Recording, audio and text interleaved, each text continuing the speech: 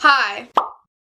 Hey guys, what's up? My name is Dom. Welcome back to my channel. If you're new to my channel, I typically make bookish content, movie content, and anything else in between because I like to do whatever I want on this channel, and today is going to be bookish content. Today we're going to be talking about my worst reads of 2021. I literally could not make a long list for this. I read about 55 books and 50 of them were 3 stars or above. So this was kind of easy, kind of hard to make. I don't know, because I had 5 books to choose from. I just had to put them in a tier list. So I will be going from number 5 to number 1. Number 1 being the worst book I read this year. I know at least 2 of these are unpopular opinions, so that's gonna be fun. You know what? I just finished a new episode of Attack on Titan. I am in emotional distress, so let's get started. I am ready to talk about some books. So at number 5, we have a very, very unpopular opinion. Whoo! I don't know how y'all are gonna take this, but it is The Fellowship of the Ring by J.R.R. Tolkien. I gave this book about 2.75 out of 5 stars, so hence why it's number 5. It is nowhere near the worst book I've ever read. Can't even compete with some pretty bad books I read over the years.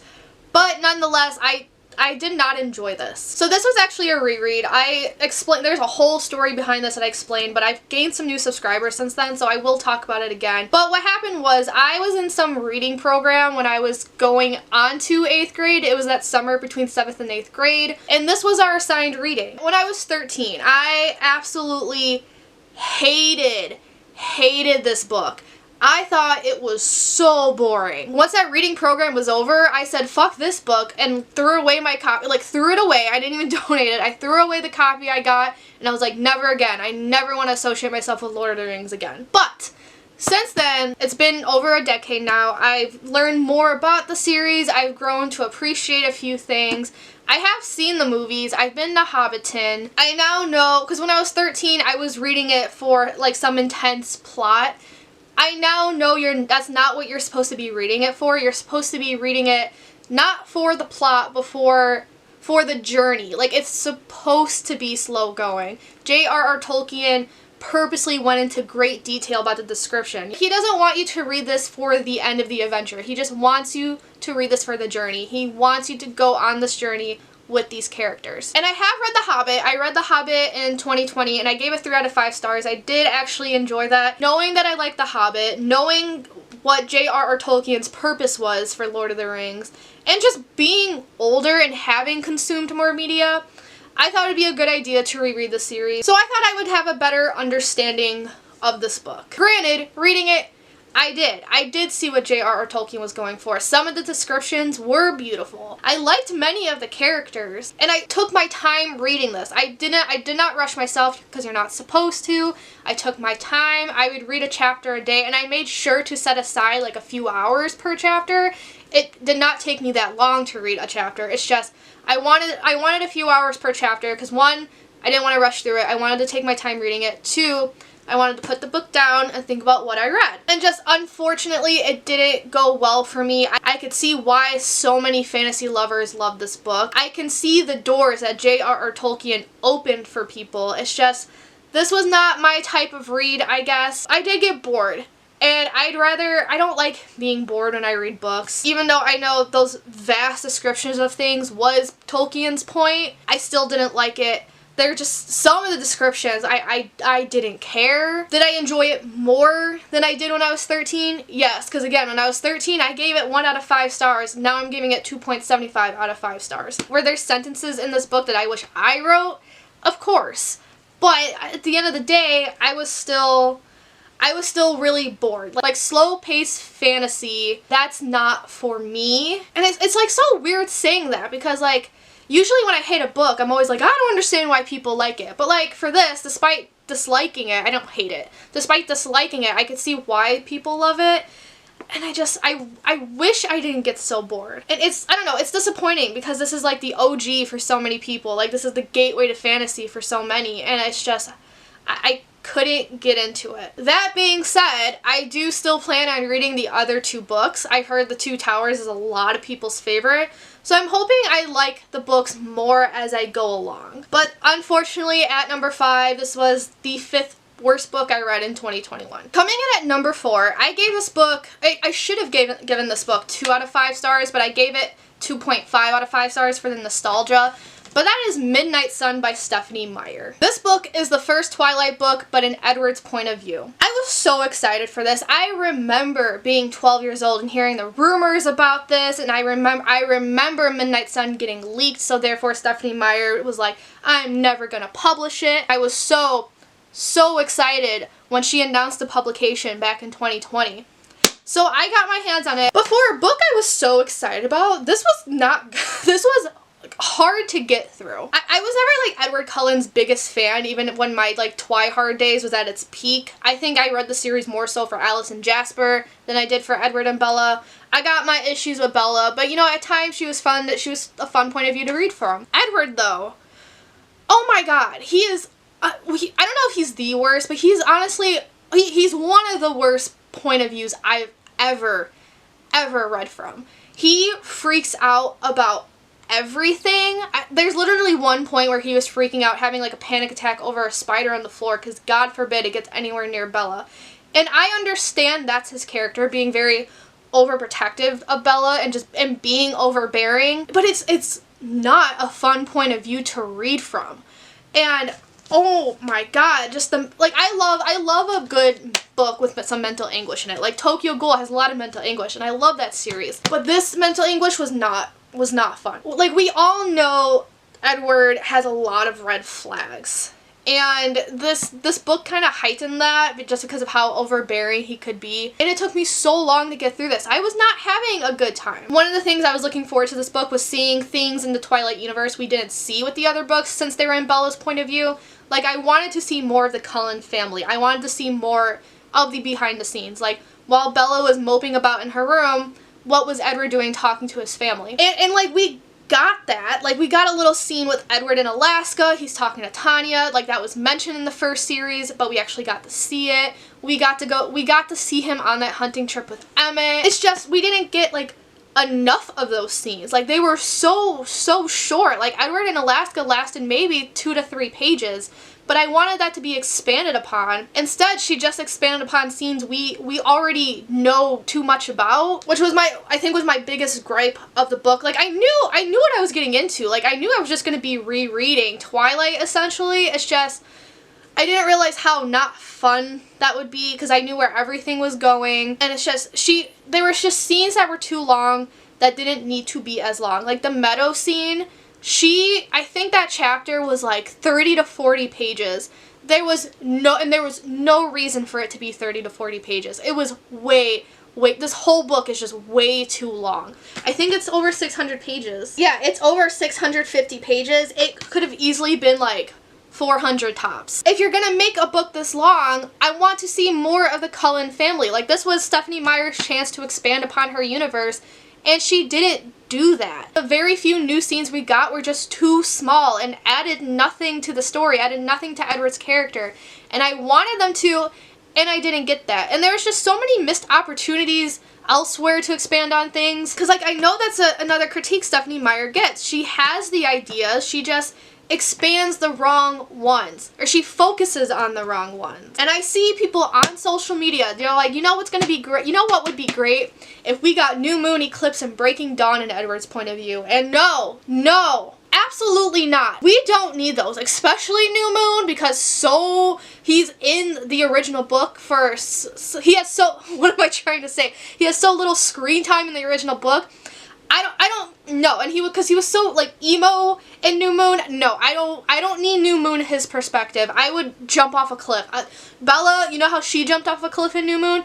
I would jump off a cliff if New Moon came out in Edward's point of view, because we don't need that. Seeing as Stephenie Meyer had she missed so many opportunities with this book, she would keep missing them in the other 3. You know, and I know we're talking about this, and I'm saying to myself in the back of my mind, like, just because they're published, you know, that doesn't mean you have to read them. But I know myself too well. I am a nosy bitch, and I know I will spend the money to read those books, despite how much of a bad idea they think they are. So, yelling into the void here, I don't really know what my point is, other than that, no, we don't need New Moon in Edward's point of view. No, we don't need Eclipse in Edward's point of view. No, we don't need Breaking Dawn in Edward's point of view. Move on. Move on from this fucking series. If she wants to keep inside the universe Expand on something else. Stop retelling the same story. Give me a story about Alice and Jasper. Where is their book? Where is Emmett and Rosalie's book? Where is Carlisle and Esme's book? Make a whole book on the Volturi. You invented it, not invented, but like you created this vampire royalty. It's one of the coolest aspects of the series, and you're not going to expand on that. Instead, you're just going to rewrite a book for the third time. Technically third time, because there's Twilight, there's Life and Death, which is the gender bent one, and then there's this one. But like I said, I should give it 2 out of 5 stars. I gave it 2.5 out of 5. And you know, it's because of the nostalgia, and it's because whenever he talked about Alice and Jasper, I got a little my feels, and I felt like going back to my fanfiction days, and I actually did. I did read some Alice and Jasper fanfiction after this. So number 3, we have a nonfiction book. That is The Sixth Extinction. I gave this book 2 out of 5 stars. So in Earth's history, we have gone through 5 major extinction events, and it's believed by scientists that we are currently, and I mean, I'm on the bandwagon here. It's believed by scientists that we are going through the 6th mass extinction, and that is what this book is talking about. Now, I didn't give it 2 out of 5 stars just because I'm some, like, climate change denier. Like, I majored in zoology. A lot of my classes actually focused on climate change and how it's causing so many mass extinctions. Took a whole extinction of species class, which was like the greatest class in my life. I loved that class in college. So I was really excited to read this book because I was like, oh, extinction of species, like that was like one of my main focuses in college. I was thinking of maybe specializing that in the future. So I read this book, and another reason I read it was because it's just been on my TBR for way too long. And I have to say, this book was really boring. And that's really all I have to say about it. Like everything they talked about in theory was very interesting, and it's stuff we do need to pay attention to because like a lot of species are dying out left and right, and it's because of us as humans. We're causing a lot of it. They're dying out at faster rates than they were going extinct in the past, and that's why scientists are so worried about it. But it's just the writing style of it was just not fun to read from. Like I felt like I was reading one of my high school and college textbooks, which despite being a lover of reading and despite like, you know, loving the subject matter, I always had a very hard time getting through those. And that's what I felt like with this one. I always have to be very specific with my nonfiction because I understand when it comes to like voice of the author, there's a time and place for everything. Like Leah Remini talking about Scientology in her book. Because of the subject matter and because of who she is as a person, it was okay for her to be sarcastic. It was okay for her to crack jokes. And so I understand in a subject matter like this, that's not okay. Like you want people to take you seriously on this very serious topic, but because of that, it just wasn't fun to read from. I mean, I wish textbooks, and that's what this essentially is. I wish textbooks could be more fun to read, but alas, they're not. And I just wish they were more fun, which is a weird word to use for this subject matter, but I just wish there were more fun ways to talk about this, because this was a slog to get through. At number 2, we actually have a children's book, and it's Voices of Christmas by Nikki Grimes. This is the story of the birth of Jesus Christ, and each chapter is a different point of view. So we have the Virgin Mary's point of view, we have Joseph's point of view, I think we have the Angel Gabriel's point of view. It's only like 32 pages, and I did listen to this on audio. I just did not have a good time with this book. This book is difficult to talk about just because it's a children's book. I'm not the target audience. It didn't really add anything new to any other nativity story I've heard about. This didn't feel original in any other way. And like growing up Catholic, I've seen a lot of stuff dealing with the birth of Jesus Christ. It doesn't really stand out in its own. The author didn't bring in anything new to the table. And I think listening to it on Audible made the experience worse, which I don't know if that can or cannot count, but I talk about in my best books of 2021, like the Scientology book. One of the things that made that experience so fun was hearing Leah Remini's narration style. That was part of my enjoyment. So I think it's only fair to mention my lack of enjoyment when it comes to the audiobook for Voices of Christmas, because there was always some weird music that played at the beginning of every chapter. And again, it's a children's book, so every chapter comes after a minute, and I'm constantly hearing this noise that was just annoying. Their narration was bad. The voice acting was atrocious. Some of it was either way too dramatic, making it really, really cheesy, or just some of it was just lackluster. Like there was just no soul to their voice. It was just a deadpan, oh my god, look at that star, the babe that should save us. And then other people are like, oh my god, the babe that should save us. And it's like, this is bad. Why did I choose to read this?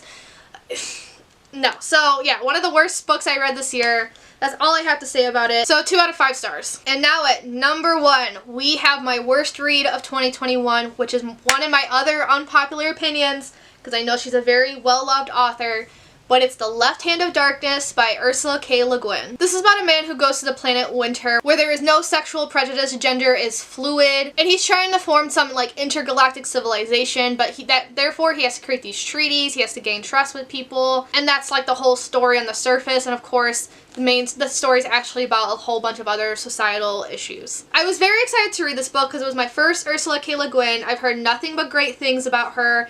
And I just thought this book had very important conversations to have because it does talk about the importance of sexuality. But I'm apparently not a fan of Ursula K. Le Guin's writing style. I quickly got the fact that this book, you're not supposed to rush through it. You're supposed to take your time. You're supposed to absorb the detail. But I am just not a fan of those type of books. I got really, really bored, which you could see is the theme with this most disappointing book list. And it actually got to the point where I would put the book down, and as time went on, I would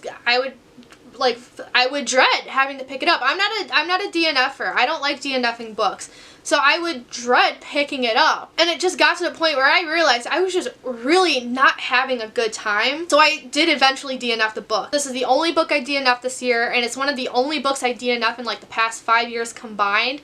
I think I could think of like maybe 2 other books that I've DNF'd. And so, you know, I gave up. I looked up the ending, and I'm like, wow, I'm really glad I didn't push through for this book. So it is unfortunate I found a book like this just so uninteresting, because I mean, like, it has aspects I like, I mean, trying to get things to join some intergalactic civilization and like trying to make treaties and shit, like, that sounds cool. Like, in a place where like there's basically no gender, that sounds cool. And I do think the conversations about gender and sexuality in this book were just very important to have, especially when the book came out. But because of that like umbrella plot, like the one you see in the synopsis, it just wasn't grabbing my attention because of just the long detail that I didn't care about.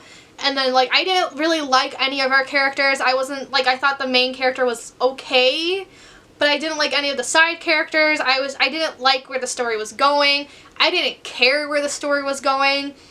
And it was just not fun. As I get older, I am learning that sci-fi is not for me, so that makes me hesitant to pick up other Ursula K. Le Guin books because I know that's her forte. I know there's just some books out there where if you don't like sci-fi, you're just not gonna enjoy those books. So I think that's what happened with this. Like, I went into this knowing I'm not a sci-fi fan, but I'll still read it every once in a while for the hidden gems. This was unfortunately not a hidden gem. I really DNF books, so the fact that I did is why this is the worst book of the year, and I gave it 1 out of 5 stars. So that is it for this video. I hope you guys enjoyed, or at least I hope my unpopular opinions weren't too flabbergasting. Let me know down below what the worst book you guys read this year was. That was a weird sentence. That was a weird way to word that. Let me know down below what was the worst book you read in 2021. I love hearing people rant about books they hate. It's cathartic. Like ranting about Midnight Sun, I went into that, and it was kind of cathartic doing that. If you like this video, give it a big thumbs up, comment, subscribe. Y'all know the drill, and without further ado, I'm gonna peace out, and I'll see you guys later. Ciao a tutti.